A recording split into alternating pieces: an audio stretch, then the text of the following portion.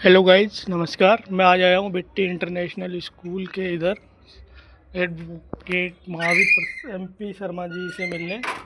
तो गाइज, आप भी इनका चैनल फेसबुक पर फॉलो कर सकते हैं। इनके चैनल का नाम है मोटिवेशनल MPS। चलिए मिलते हैं आज शर्मा जी से, देखते हैं आज क्या कर रहे हैं शर्मा जी। आज क्या कर रहे हैं, है ही नहीं यहाँ पे शायद। शर्मा जी राधे राधे। ओहो, शर्मा जी तो अंदर से निकल के आ रहे हैं भाई। हाँ, राधे राधे राधे राधे। राधे राधे राधे राधे। मुझे लगा आज आप हो नहीं, कि गए हो। हाँ हाँ हाँ, नहीं नहीं नहीं नहीं, आज क्या एक मुरली है ना, अच्छा वो सब कहते थे कि भाई मुरली भी बजाया करो। अच्छा। इससे क्या है, थोड़ा मुझे भगवान। ऐसा लग रहा है कि आज ये संगीत प्रशिक्षण दे के आए हैं या कुछ नया कर रहे हैं आज संगीत में। हाँ हाँ हाँ क्योंकि इधर मुरली अंदर से लेके जस्ट निकले हैं, इधर हारमोनियम भी रखा हुआ है हाँ हाँ। और मेरे पीछे भी ये कुछ है बजाने का, ये रखा हुआ है। ये देखो गाइस, आप देख सकते हैं। तो सबसे पहले तो कोई धुन सुना दी जाए अपने फैंस को। हाँ,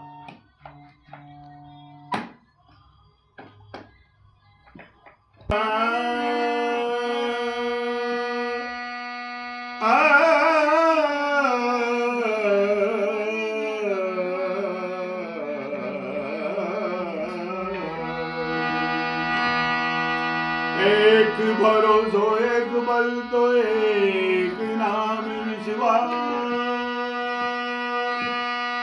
सुबीर नाम मंगल कुशल चातक दुरधीरा।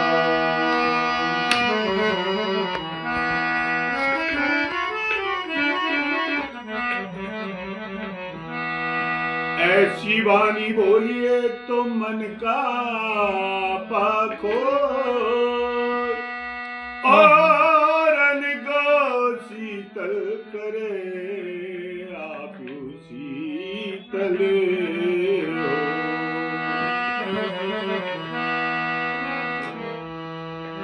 गुरु गोविंदो उखड़े तो काके लागू पाई, बलिहारी गुरु आपकी गोविंद दियो बता।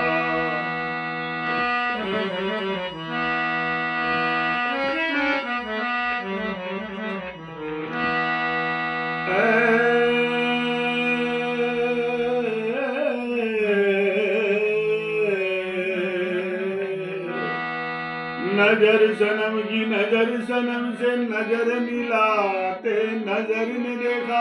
हाँ हाँ।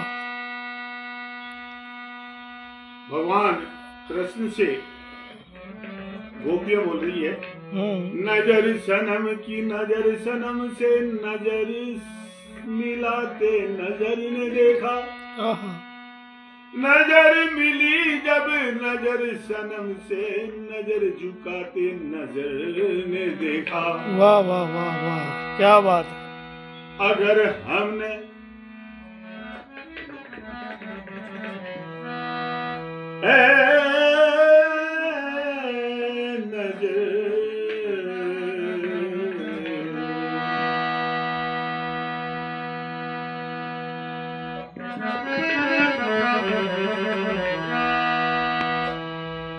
नजर न होती तो नजारा भी न होता। अगर नजर न होती तो नजारा भी न होता। अगर प्रभु आप न होते तो हमारा गुजारा भी ना होता।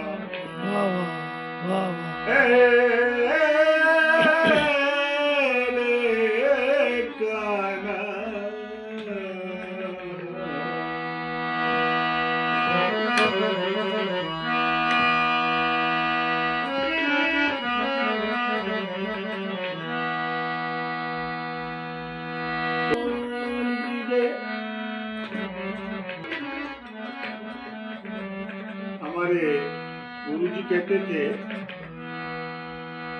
कि भगवान को चाहे तुम फिल्मी गाने सुनाओ, लेकिन उसमें भगवान को बिठा लो। किसको बिठा लो? भगवान को। जैसे हरि भगवान क्या है?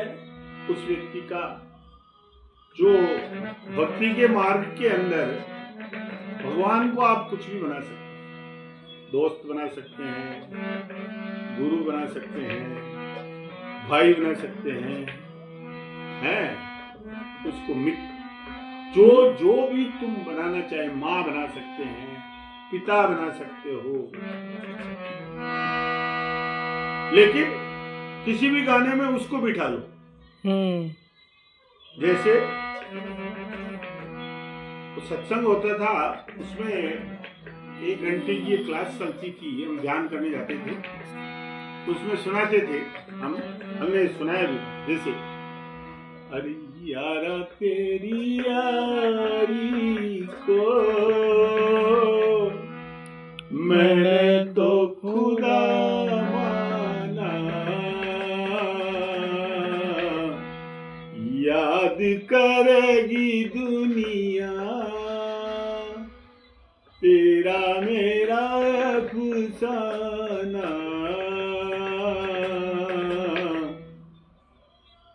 किसको बिठा लिया? भगवान। श्री कृष्ण है।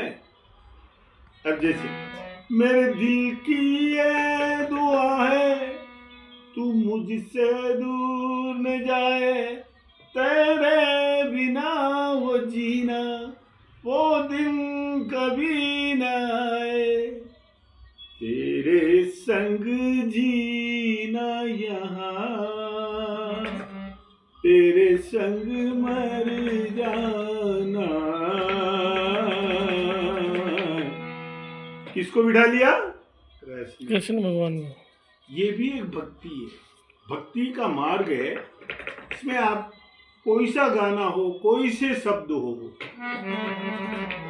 इसको बिठा लेना भगवान को। फिल्मी गाने जितने भी है, बिठाना केवल भगवान को, बस आनंद आ जाएगा।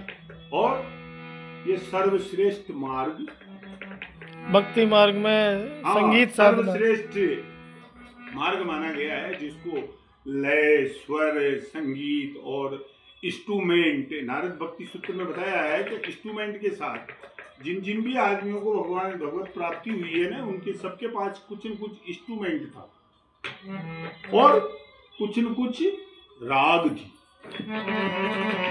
भगवान को बहुत प्रिय है और भगवान को केदार राग सबसे ज्यादा प्रिय है। कौन सी राग? केदार राग। हाँ, जैसे केदार राग का भजन भी है।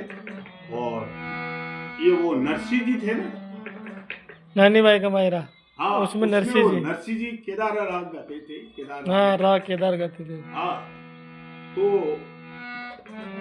उसमें केदार राग में दर्शन दो घनश्याम नाथ गोरी अखिया प्यासी रे, दर्शन दो घनश्याम नाथ मोरी अखिया प्यासी रे, अखिया प्यासी, अखिया प्यासी, अखिया प्यासी, अखिया प्यासी, अखिया प्यासी रे, दर्शन दो घनश्याम, घनश्याम। ये बहुत प्रिय, भगवान को बहुत प्रिय राग है, इसको केदार राग बोलते हैं। मंदिर मंदिर मूरत तारी, कब गुण दीगे सूरत तारी, मंदिर मंदिर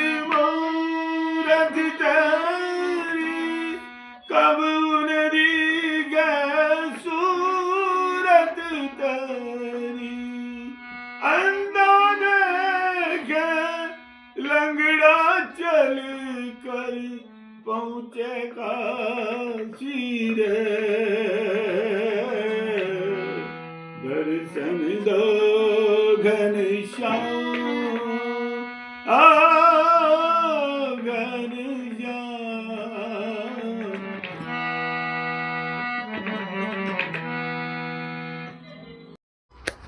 तो जैसा कि हमारे जो दर्शक है वो भी ये जिज्ञासा रखते होंगे शायद मेरी तरह कि मैं भी ये जानना चाहता हूँ कि जो ये म्यूज़िक है, संगीत है, सुर की जो क्लास है ये आपने कब ज्वाइन करी, कैसे आपने इसको सीखा, आपके गुरु कौन रहे और आपने लगभग कितने वर्ष की उम्र में ये सब चालू कर दिया था कि भजन वजन गाना। तो ये थोड़ा बताएं, हमारे दर्शकों को भी बताएं और हमें भी बताएं, अपने अनुभवों को हमारे साथ शेयर करें। मैं क्या क्लास 3 में पढ़ता था। अच्छा, ओनली 3rd क्लास में? हाँ, तीसरी क्लास में पढ़ता था। तो हमारे वहाँ पे क्या है, मंदिर है हमारे घर के पास में ही, शेष भगवान का मंदिर है। वो मंदिर मतलब शेष भगवान का है, तो वो शायद ऐसे कहते हैं कि भाई वो इंडिया के अंदर एक मंदिर और है कहीं। अच्छा, ऐसी मूर्ति है वो चमत्कारी। तो वहां पे क्या है कि हर 10वीं को वो पेवाण निकलता था। अच्छा, जब हम छोटे छोटे थे तो वहां पे वो जो पेवाण में जो ऐसे हारमोनियम लगाते थे, ढोलक बजाने वाले, वो यहाँ वो गांव में घूमता था बियान। तो हम जैसे कि रामधनी टाइप हो गया। हाँ, रामधनी टाइप। वो बियान के ऐसे भजन गाते गाते रुकते रुकते जाते थे। हाँ, नाचते हुए भजन गाते हुए ऐसे वो शाम के समय में रात को ऐसे निकलता था। तो गांव के बहुत बुजुर्ग आदमी थे बहुत सारे, वो निकालते थे और अच्छे अच्छे भजन गाते थे। तो मैं भी उनके साथ वो क्या खेलते ही थे। तो बेवाण में मैं मजीरे पकड़ने के बाद में वो ऐसे देखता था, वो हारमोनियम बजाते थे ना, उसको देखता था ऐसे। मैंने कहा यार क्या इसी की ऐसी आवाज निकल रही है। हाँ, जोरदार है नहीं ये चीज। वो ढोलक बजाने वाले को भी देखता और कुछ नाचने का भी मन हो जाता, तो मैं नाचता भी था। तो ऐसे वो उस पे नजर पड़ती मेरी बार बार। मैं सोचता था कि यार ये बजाना सीखेंगे, ये बजाना सीखेंगे, ऐसे मन में भाव होता था। तो फिर हमारे वहाँ पे जो गुरुजी थे नाथूलाल जी, उनसे बात की। वो भजन गाते थे बहुत बढ़िया और बहुत अच्छा हारमोनियम बजाते। और वो हमारे जो ठाकुर साहब हैं, उनके जो बच्चे लड़के थे बड़े बड़े, अभी ठाकुर साहब हैं वो भरत कुमार भरत सिंह जी, तो उनके वहाँ पे भी रोज भजन चलते थे। तो उसमें वो जाते थे। तो मैंने एक दिन प्रस्ताव रखा, भाई ये मेरे को भी सिखा दोगे क्या? उन्होंने सिखा देंगे, मेरे घर आ जाना जो मैं सिखा दूंगा तेरे। तो उनका बढ़िया हारमोनियम था और उनके घर पे मैं चला जाता था। वो धीरे धीरे धीरे सारे घर में पैदनी सारे से जो सिखाने थे वो सिखाए। तो ऐसे मैं तीसरी क्लास से जाने लग गया था। तो उसके बाद में क्या है कि मेरे पिताजी को बोला मैंने को भाई मेरे एक हारमोनियम लाओ। तो एक हारमोनियम लेके आए। अब मैं घर पे बैठा बैठा रियाज करते। हाँ, तो 3-3 4-4 घंटे और रोज भजन ही गाते। वहाँ पे क्या सिखाते थे? भजन। हाँ, गाने वाने नहीं सिखाते थे, भजन। तो आप जैसे कि गुरुजी के पास जाने लग गए, सारे गामा वगैरह सीखने लग गए, आपके घर पे भी हारमोनियम आ गया और भजनों की रियाज शुरू कर दिया आपने, भजन रियाज शुरू कर दिया। तो वो गुरुजी कहते थे कि भाई सुबह 4 बजे उठ के क्या कर। अच्छा, क्या कहते थे? 4 बजे उठ के क्या कर। हाँ, तो मैं क्या सुबह 4 बजे उठ जाता। मेरे को तो ललक थी कि मैं जल्दी से जल्दी सीखूं। ये जिज्ञासु प्रवृत्ति आप में बचपन से रही है? हाँ मतलब ऐसी ये लगन चीज़ों को थी। फटाफट मैं सीख जाऊँ बस। हाँ फटाफट सीखूं। तो मैं 4-4 घंटे 3-3 घंटे 4-4 घंटे दिन में 3-3 घंटे रियाज करने लगे। तो मेरे बहू जी कहते थे क्या रे भाई थोड़ी बहुत देर तो सो जा तू हाँ। है। अब और पढ़ने में जो होशियार था ही तो वो पढ़ने के लिए तो कुछ कहते ही नहीं थे मेरे को। और होशियार इसलिए जैसे तीसरी तक तो चलो ठीक है, चौथी पांचवी छठी में जो आने लगा और ये संगीत जो मैं करता था तो ये एक साधना भी है। हाँ। इससे क्या है मतलब अभी पता लगा मेरे को तो भाई इसमें दोनों हाथ काम में आते हैं ना। तो अपना बायां मस्तिष्क इसमें मतलब वर्क करने लगता है। अच्छा। इससे क्या है कि आदमी की स्मरण शक्ति तेज होती है। तो मेरे को जो भजन फटाफट याद हो जाते थे। और मैं तो फिर चौथी क्लास से तो बेवाणी के अंदर मेरे को सब गुआने लग गए थे भजन। तो खूब भजन आता था, सब आदमियों को बहुत मजा आता था। सब कहते थे कि वाह यार बहुत बढ़िया। और हारमोनियम भी अच्छा बजाने लग गया। गुरु जी का आशीर्वाद ऐसा रहा कि वो हर समय ऐसे कहते रहते थे कि वाह यार वाह। मतलब बहुत बहुत अच्छे ढंग से मेरे को सिखाया उन्होंने। तो ऐसे में चलता गया और संगीत में बहुत अच्छा मतलब मैं ऐसे सोचता था कि कभी कभी कोई यार अपन तो संगीत की ऐसे बहुत सारे कलाकार आते थे उस जमाने में। तो अनूप जलोटा ऐसे इनके सुनता था ना तो और इतने बड़े बड़े कलाकार है तो अपन भी ऐसे कलाकार बनेंगे, अपन भी इसको प्रोफेशन में यूज करेंगे। ऐसे मन में ऐसी भावना थी उस समय। छठी सातवीं आठवीं तक में खूब भजन गाता, खूब भजन गाता। जैसे आप केकड़ी गए थे पढ़ने के लिए, वहाँ पे भी गाते थे? हाँ वहाँ पे क्या है कि वहाँ पे मेरे जो फ्रेंड्स लोग थे वो सब जैसे जगदीश फतेहपुरिया जी थे एक तो ऐसे हमारे वहाँ ओम जी फतेहपुरिया हमारे क्लास फेलो थे तो उनको ऐसे भजनों का बहुत शौक था। तो कभी भी कोई भजन सत्संग होते थे तो मेरे को ले जाते थे उठा के तो चलो। और वहाँ मैं रोज मंदिर में जाता था तो वहाँ फिर ढोलक में जाने लगे और कुछ तबले भी सीखे मैंने गुरु जी से। तबले बजाना भी सीखा, उनके वहाँ तबले भी थे ना तो कभी तबले पे बैठ जाता था, तबले भी बजाए तबले भी बजाता था। तो ऐसे मतलब वहाँ भी मैं एक दिन छोड़ के एक दिन मेरे को कोई भी उठा के ले जाते थे 1-2 घंटे और अच्छे भजन। मैंने कहीं से ये भी सुना है हाँ कि जैसे आप भजन वजन गाते थे हाँ तो आपको खुश होके जैसे जो इनाम मिलती थी या जो पैसे दिए जाते थे वो आप रखते नहीं थे, आप साथ वालों को ही बांट के आ जाते थे कि यार मेरे को ये पैसे नहीं चाहिए, मैं तो बस ऐसे ही एक भगवान की भक्ति के निमित्त आ जाता हूँ। ऐसा क्या ये सही है? हाँ वो क्या है कि वहाँ जाने के बाद में क्या हमारे वहाँ लक्ष्मीनाथ जी के मंदिर में जाता था तो वहाँ पे पहले बहुत सारे गुरु लोग आते थे तो प्रवचन करते थे तो मैं सुनने जाता था। तो वहाँ पे वो ऐसे कहते थे कि भाई सरस्वती और लक्ष्मी के बेर है। अच्छा। और फिर इस प्रोफेशन को भी मैंने इसलिए इसको प्रोफेशन में नहीं लिया कि भाई जब भगवान के नाम में अपन पैसे लेने लग जाएंगे हाँ। तो वो तो इफेक्ट करेगा ही नहीं अपने, क्योंकि वो तो कर्म हुआ अपना। वो तो क्या हुआ कर्म हुआ, कर्म से पैसे मिलते हैं। जैसे कि कोई भी काम करते हैं, कोई भी काम किया है तो उसके पैसे देते हैं आदमी। सही है। तो पैसे देंगे अपने को, अपन कहेंगे भाई मैं 1000 रुपये लूंगा 2000 रुपये लूंगा 5000 रुपये लूंगा तो वो तो कर्म हो गया अपना। और जब उन्होंने ऐसे कहते थे कि भाई वो जो प्रवचन करने आते थे वो पैसे वैसे नहीं लेते थे, वो भी वो ऐसे ही बस सब समझाते थे। तो ऐसे मेरे दिमाग में आया गया सरस्वती और लक्ष्मी के बेर है तो फिर अपने को इस भगवान के भजन के नाम के पैसे नहीं लेने चाहिए। तो जितनी भी जो इनाम वगैरह आती थी वो हमारे वहाँ पे जो आते थे ढोलक बजाने, विश्वनाथ जी आते थे, एक जमाल जी थे वो आते थे, वो उनको दे देता था। इनाम भी बहुत आती थी उस जमाने में, 500 700 रुपये इनाम आ जाती थी उस जमाने में।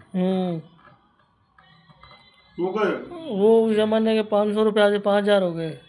5,000 नहीं, 50,000 है। 50,000 मान लो। हाँ, उसमें तो 500 रुपये का 1 तोला गोल्ड आता था। अच्छा अच्छा। हाँ हाँ तो लगभग वही 50,000 ही हो गए। हाँ। और अलबत्ता तक मैं न तो जैसे जो आसपास के गांव में भी जाते थे ना, तो किराया फिराया ऐसा कुछ भी नहीं लेता था। अच्छा। सब सेल्फ ही, मतलब इसको एक भक्ति के नाम पे ही रखा था मैंने शुरू, आज दिन तक भी। आज भी कहीं जाते हैं भजन करने, कोई बुला लेता है तो चले जाते हैं, तो उसमें हम कोई चार्जिंग किराया भाड़ा ऐसा कुछ नहीं लेते। क्योंकि ये मैंने देखा है ना, जो भी इसको प्रोफेशन अपना है ना, तो वो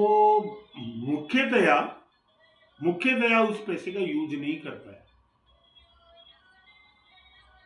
केवल कर्म करने, भोजन करने तक तो ठीक है, लेकिन उसके बाद अनएक्सपेक्टेड अर्निंग जिसने भी की इससे, वो उसका यूज नहीं ले पाया।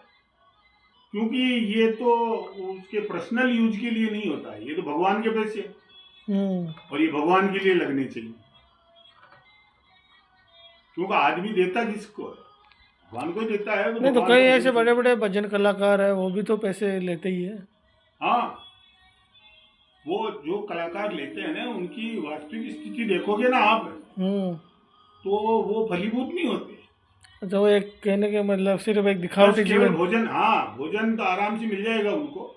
हाँ, बाकी वो दिखावटी जीवन ज्यादा जो एडिशनल इनकम है ना, वो यूज नहीं आएगी उनकी। अच्छा अच्छा, ये बिल्कुल फैक्ट है, क्योंकि जब शास्त्रों में लिखा हुआ लेकिन है। मेरा शर्मा जी आपसे सवाल ये है, हाँ, कि जैसे मान लो कि आप इतने भजनों में इनमें जाते थे, अच्छी अच्छी जगह पे भी आप गए हो, कई जगह बड़ी बड़ी जो आजकल ये पार्टियाँ चल रही है, कोई फलाना म्यूजिक, कोई डांस ग्रुप है, कोई भजन गाने जाते हैं जैसे कहीं पे, तो जैसे कोई फलाना डांसर आ रही है तो उस डांसर को देखने के लिए भी उस भजन कलाकार को चले जाते हैं, या कई ऐसे बड़े बड़े म्यूजिक ग्रुप बने हुए हैं अपने। हाँ, सोशल मीडिया पे मैं देखता हूँ तो कि ये वो फलाना म्यूजिक ग्रुप है, या डिमगाना म्यूजिक ग्रुप। तो आपने ऐसा अपना ग्रुप क्यों नहीं बनाया? आप चाहते तो इसमें खूब पैसा कमा सकते थे, हाँ, लेकिन या अपना कोई ग्रुप भी चला सकते थे, पर आपने ऐसा किया नहीं। बहुत सारे ग्रुपों में मेरे लिए मतलब ऑफर आए थे, वो मेरे को उन ग्रुपों में लेना चाहते थे, लेकिन वही है कि मैं इसको प्रोफेशन नहीं बनाना चाहता था, क्योंकि लक्ष्मी और सरस्वती के बेर है। अच्छा, ये शास्त्रों में लिखा हुआ है। तो फिर मैंने ये निर्णय कर लिया, भाई इसको केवल अपनी भक्ति तक ही सीमित रखो, इसलिए मैं उसमें नहीं गया। वरना पहले जब नहीं समझता था, पहली से 8वीं तक नहीं समझता था, ऐसे प्रवचन भी नहीं सुने थे, तब तक ऐसा ही मानस था कि अपन मतलब ऐसा ग्रुप चलाएंगे जिसमें खूब अर्निंग करेंगे, खूब पैसे कमाएंगे।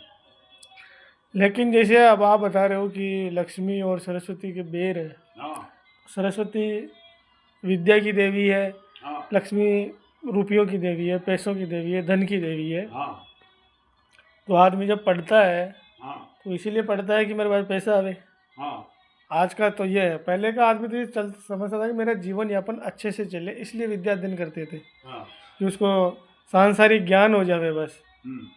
तो लेकिन अभी का मैंने देखा है कि पढ़ लिया ठीक है, उसको रट्टू तोता बना दिया, फिर उसी को पढ़ के एग्ज़ाम दे रहा है, फिर जैसे कि वो नौकरी लग गया या कहीं अच्छी कंपनी में सेटल हो गया, बस उसे पैसों के लिए आजकल पढ़ाई कर रहा है बच्चा। नहीं तो लेकिन वो आगे जाके कहीं ना कहीं फॉल्ट हो जाता है कि यार वो मतलब उस पैसे का सही यूज नहीं कर पाता। तो कहीं ना कहीं ये कनेक्शन तो नहीं है कि लक्ष्मी और सरस्वती का जो बेर आप बता रहे हो? नहीं, वो लक्ष्मी और सरस्वती में जो भक्ति के मार्ग पे जो पैसा कमाते हैं ना, उसके लिए। किसके लिए? भक्ति मार्ग से पैसा जो कमा रहे हैं। हाँ, मतलब सरस्वती के बेर का मतलब ऐसा नहीं है कि आपने ज्ञान प्राप्त करके कोई दूसरा धंधा करके पैसे कमा रहे हो, वो तो ठीक है, लेकिन आप भजन करके भगवान के, किसके? भगवान के। हाँ, जैसे आपने कोई भी अच्छा, ये तो चीज़ वो किया, बात हो गई, जैसे तेरा तुझको अर्पण क्या लागे मेरा, तो मैं तो भगवान सब तेरे नाम से भजन कर रहा हूँ, सब तेरा ही है। हाँ, ये भावना जिस दिन उस व्यक्ति में आ जाएगी ना, हम्म। और जिसमें भी ऐसी आई है, हम्म। वो इस नाम से बहुत फलीभूत है, क्योंकि वो सब उन्हीं के भगवान के ही चरणों में भंडारा चल रहे हैं। जो पैसे आ रहे हैं उसका भंडारा चल रहा है, आदमी कौन खा रहा है क्या खा रहा है उनको कोई पता नहीं, हम्म। वो तो पैसे ही भगवान का है। बिल्कुल सही बात। वो अगर उसके यूज करने लग जाए, उसके बाल बच्चों के और उनके लिए यूज करें, हालांकि वो भोजन करो हम्म। और जितना जो सार्थक है वो करो, अगर वो समेट लेवे उस पैसे का जिसे दूसरों के उपयोग में नहीं लेने देवे, वो समाप्त हो जाए, हम्म। वो उसके यूज नहीं आएगा, या तो वो व्यक्ति ऊपर चला जाएगा। हाँ। ये ऐसे कई उदाहरण हैं। इसलिए ये भक्ति से जो पैसा कमाते हैं उसके लिए है लक्ष्मी और सरस्वती के बेर। बेर। मतलब बिल्कुल जी, कि जैसे कोई भगवान के भजन भी कर रहा है और उस भजनों के बदले में पैसे ले रहा है, तो वो नहीं लेने चाहिए। हाँ, वो उसको उसको जो खाने तक का है ना भोजन। तो जैसे मान लो कि XYZ, मान लो कोई व्यक्ति है, वो भजन गाता है, हाँ, उसकी आजीविका भजनों से ही चलती है, उसके बाद और कोई काम धंधा नहीं है, तो वो तो आजीविका तक तो ठीक है, मैं क्या कह रहा हूँ, कर्म करके जितना पैसा मिल रहा है। अब जैसे आप भजन करने गए, आपको कितने रुपए चाहिए कि भाई 500 रुपए चाहिए या 2000 रुपए चाहिए, सही है। 2000। अब आपने उस जगह कहा कि मैं तो 50,000 लूँ, हाँ, वो गलत है। कितने लूंगा? 50,000। हाँ, और 50,000 से फिर वो क्या किया, 50,000 से या तो उसको गलत शौक लग जाए, दारू पीने लग जाए। ऐसा कई जो म्यूजिक वाले हैं, जो संगीतकार हैं, मैंने कईयों के पेपर में पढ़े हैं, जो फलाना बहुत मतलब फेमस हुआ पहले तो, और फिर के चरस पीने लग गया, गांजा पीने हाँ, लग गया, टेंशन दारू हो पीने गया, लग। मर गया, हाँ, वो उसका यूज नहीं कर पाया। ऐसा तो कईयों के साथ हमने भी पढ़ा है। हाँ, तो ये बिल्कुल। तो बेर है तो है, वो शास्त्रों में जो लिखा हुआ है हम्म। वो कभी झूठा झुटलाया नहीं। नहीं जा सकता, मतलब कोई भी व्यक्ति हो, क्योंकि वो अनएक्सपेक्टेड इनकम आई सही बात है। और भगवान के भजन के नाम से आई। अब भगवान के भजन के नाम से आई तो आप भगवान के लगा दो उसमें पैसे, बिल्कुल तो बिल्कुल। आप डेवलप हो जाओगे। बहुत अच्छा है। सो अब है चाहिए क्या, आदमी को 2 टाइम का खाना ही तो चाहिए, वो बढ़िया से बढ़िया खाओ ना आप रोज, आपकी जो भी सुविधा है वो भी सब मिल जाएगी, वहां तक तो ठीक है। लेकिन आपने जो ही अनएक्सपेक्टेड डिमांड की, हाँ, तो आप गिरने लग जाओगे वापस। तो आपके कोई न कोई गलत शौक लग जाएगा, या आप ऊपर चले जाओगे, उन पैसे का आप यूज नहीं कर सकते। ऐसा मैंने कई उदाहरण देखे, इसलिए मैंने इसको मतलब संगीत को, भगवान के भजनों को प्रोफेशनल नहीं बनाया। ये दिमाग में मेरे बार बार स्ट्राइक करता था, ये चीज याद हो गई मेरे को। वो जो वो प्रवचन करता ने कहा था कि भाई सरस्वती और लक्ष्मी के बेर, तो एक तरह से एक सुप्रीम कोर्ट का डिसीजन हो गया, तो भाई सरस्वती और लक्ष्मी जी के बेर है, तो भगवान के भजनों के नाम से पैसे। हाँ, तो ये जानकारी आपको बचपन में ही मिल गई और आपने इसको अपने जीवन में भी उतारा। हाँ हाँ हाँ, बिल्कुल बिल्कुल।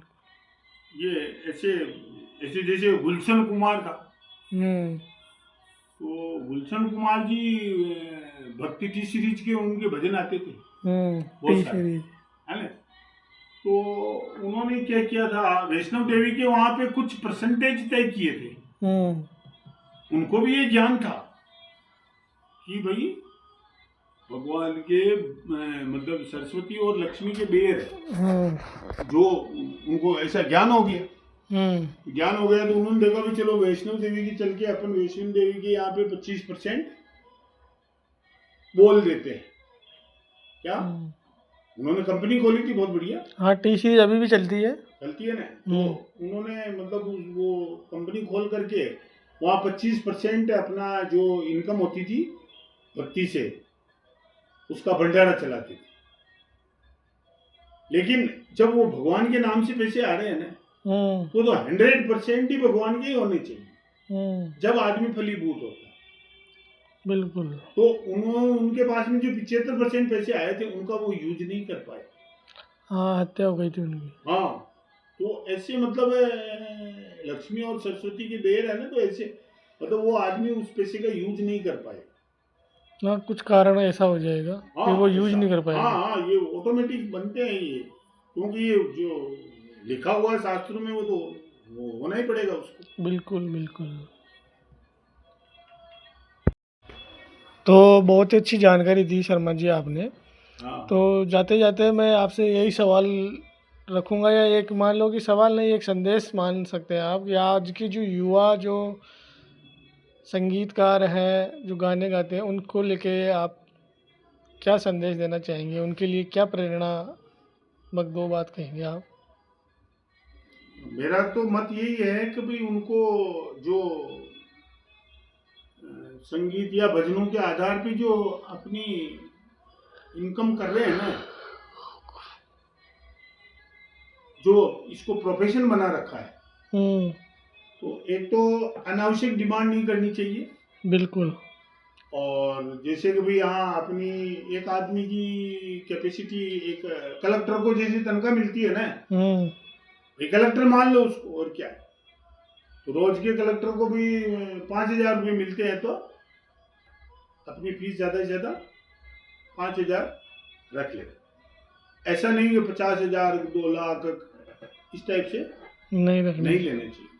और जब आप अगर आप ऐसे लेते हैं तो फिर उसके लिए क्या है कि आपको भंडारा चला देना चाहिए। हाँ, भगवान के निमित्त कुछ करना चाहिए उस पैसे से। हाँ, जो अपना इष्ट है वहाँ पे, जहाँ भी आप रहते हैं वहाँ पे ऐसी सुविधा चला देवे तो भाई जो भी इनकम आएगी, जो यहाँ पे जो भी खाने वाले हैं उनको भोजन करो, उनके लिए व्यवस्था करो वैसे, तो वो पैसे टिक जाएंगे, क्योंकि वो आम पब्लिक के लिए कर रहे हैं। और आम पब्लिक क्या है कि भगवान ही के अंश है वो।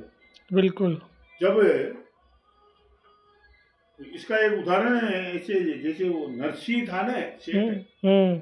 वो नीचे उसके हिस्से में कुछ अमाउंट आया था, जो पार्टी होती है ना, तो वो बेटा बेटा बांटने लग गया, जो भी उसके गली मोहल्ले से निकल रहे थे जिनको देने लग गया, भाई ये पैसे हटाओगे तो मेरा मन भगवान में लगे।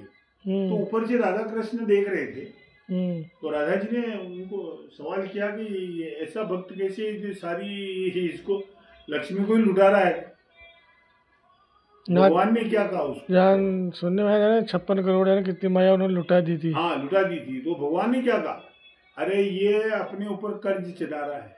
अच्छा। ये पैसे तो अपने अपने अपने अपने ही तो आदमियों को दे रहा है। हाँ। ये तो अपने को देना पड़ेगा इसको वापस, ब्याज से ही देना पड़ेगा फिर। तो वह ऐसे भी भगत हैं आपके, जो हाँ देख लेना, ये देख, ये सारे पैसे लुटा। तो ऐसे भगवान के जो जितने भी आदमी है ना, तो इस टाइप से वो जो आजकल की तो युवा जब भी है, शायद भगवान ने चुकाया था उसके मायरे में वो पैसों की बरसात कर दी थी पूरी, हाँ सोने हाँ, चांदी वो हीरे मोती बरस रहे अभी हैं। तो ब्याज भी बाकी है। अभी तो वो कहते हैं कि इसको ब्याज और चुकाना है, अभी कोई दिन और आएगा ऐसा किस्सा, अच्छा। वो ब्याज के पैसे भी देने पड़ेंगे उसको। तो इसी टाइप से जो आज की युवा इस टाइप से जो कर रहे हैं, जो लाखों रुपए ले रहे हैं, उनको इस टाइप का एक स्थान बनाना चाहिए, जो वहां पे एक भंडारा टाइप चलता रहे, कोई भी आओ, गरीब गरबा कोई भी भोजन करे, कुछ भी करे, तो वो उनके फलीभूत हो जाएंगे और उनका जीवन आराम से निकल बिल्कुल जाएगा। बिल्कुल। तो आज के युवाओं से यही करना चाहते हैं आप कि वो धर्म के काम में पैसा लगाते रहें और फलीभूत होते रहेंगे, नहीं तो आप उस पैसे का उपयोग नहीं कर पाएंगे। हाँ, ये सरस्वती और लक्ष्मी की बेर है, इसको बिल्कुल खोपड़ी में बिठा लें कि बेर है तो है। बिल्कुल बिल्कुल। तो गाइज, अब मिलते हैं अपन नए एपिसोड में, नए कुछ चीज़ें जानने के लिए। तब तक के लिए लेते हैं शर्मा जी से विदाई। राधे राधे। राधे राधे। राधे राधे। गुरु जी का फोटो लगा